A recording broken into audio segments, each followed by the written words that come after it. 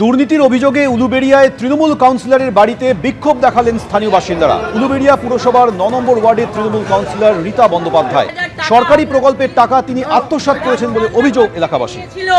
আমি নাকি 40 জনকে নিয়ে আপনার বাড়ি ভাঙতে। দেখুন, আজ বলে নয়, আজকে আমার ওই খুড়শ্বশুর উনি 7.5 বছর পেনশন পাননি। তো শুধু কেস, আমার খুড়শ্বশুর ওনারই পার্টির কাজ করতেন, ওনাকে প্রোটেকশন দিতেন। সবচেয়ে বড় কথা, উনি তো সই করতে জানতেন না। সেই সইটা পর্যন্ত আমার খুড়শ্বশুর শিখিয়েছে। বাড়িতে গিয়ে পর্যন্ত অত্যাচার করেছেন উনি।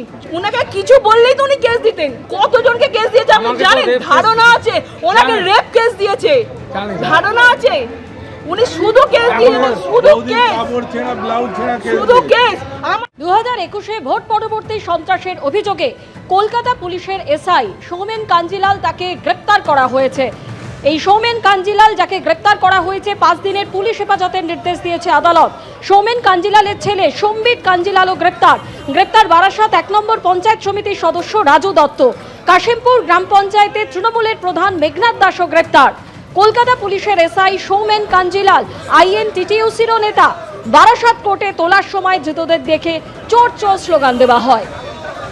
দক্ষিণ 24 পরগনার মহেশতলায় ধৃত 2 তৃণমূল কর্মীকে কোমরে দড়ি বেঁধে এলাকায় ঘোরালো পুলিশ। ধৃত তৃণমূল কর্মী শেখ বাপ্পা জাহাঙ্গীর হাজিকে এলাকায় এভাবেই ঘোরালো পুলিশ। ধৃতদের বিরুদ্ধে ভোট পরবর্তী হিংসা, খুনের চেষ্টা, জমি জবরদখল সহ একাধিক অভিযোগ রয়েছে। 2 ধৃত তৃণমূল কর্মীকে দেখে চোর স্লোগান দেন স্থানীয় বাসিন্দারা।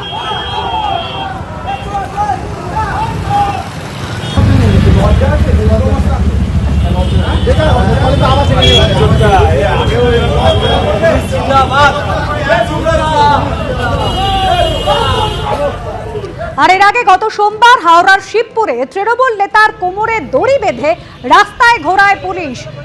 গেঞ্জি হাফ প্যান্ট পরিয়ে শিবপুরে ত্রাস, শামীম আহমেদকে এভাবে ঘোরালো পুলিশ। ভোট গণনার পর শিবপুরে গুলি বোমা কাণ্ডে গ্রেফতার করা হয়েছিল শামীম আহমেদকে। আপনারা দেখলেন পাটক্ষেতের মাটির নিচ থেকে একেবারে গুপ্তধনের হদিশ। প্রচুর টাকার বস্তা উদ্ধার হয়েছে, ট্রলি ব্যাগ পাওয়া গেছে। কিন্তু এই টাকার উৎস কি কারণে তৃণমূল নেতা এইভাবে মাটির নিচে টাকা লুকিয়ে রেখেছিল?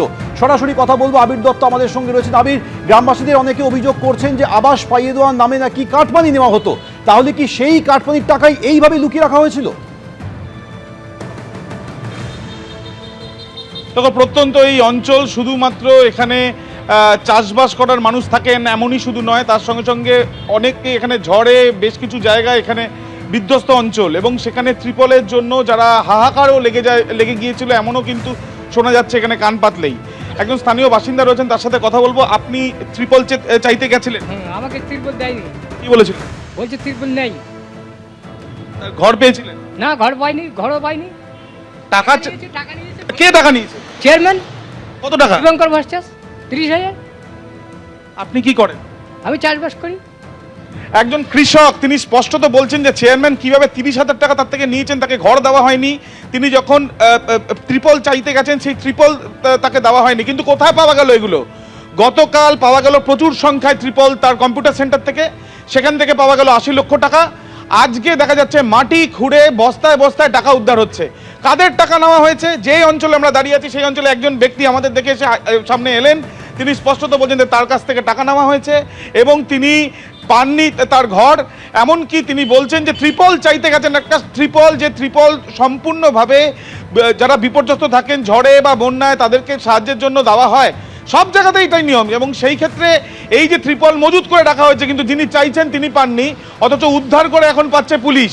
এতদিন ধরে পাওয়া যায়নি তার এইসব ত্রিপল। এবং শুধু তাই নয়, গুপ্তধন, টাকার পর টাকা, বস্তায় বস্তায় টাকা, অথচ সাধারণ মানুষের 30,000 টাকা নিয়েও তিনি ঘর পাননি। অর্থাৎ বোঝা যাচ্ছে যে কিভাবে এই যে টাকা নেওয়া হয়েছে, টাকা মাঠে একেবারে পাটক্ষেত, এই যে রাস্তায় আমরা দাঁড়িয়েছি এখান থেকে প্রায় 2 কিলোমিটার দূরে, সেই পাট খেতে বস্তার মধ্যে করে মাটি খুঁড়ে রেখে দেওয়া হয়েছে।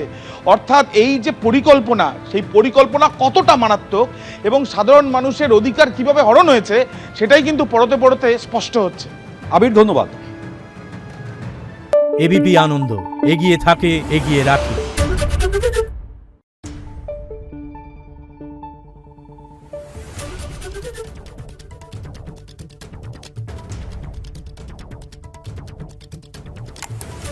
দেখুন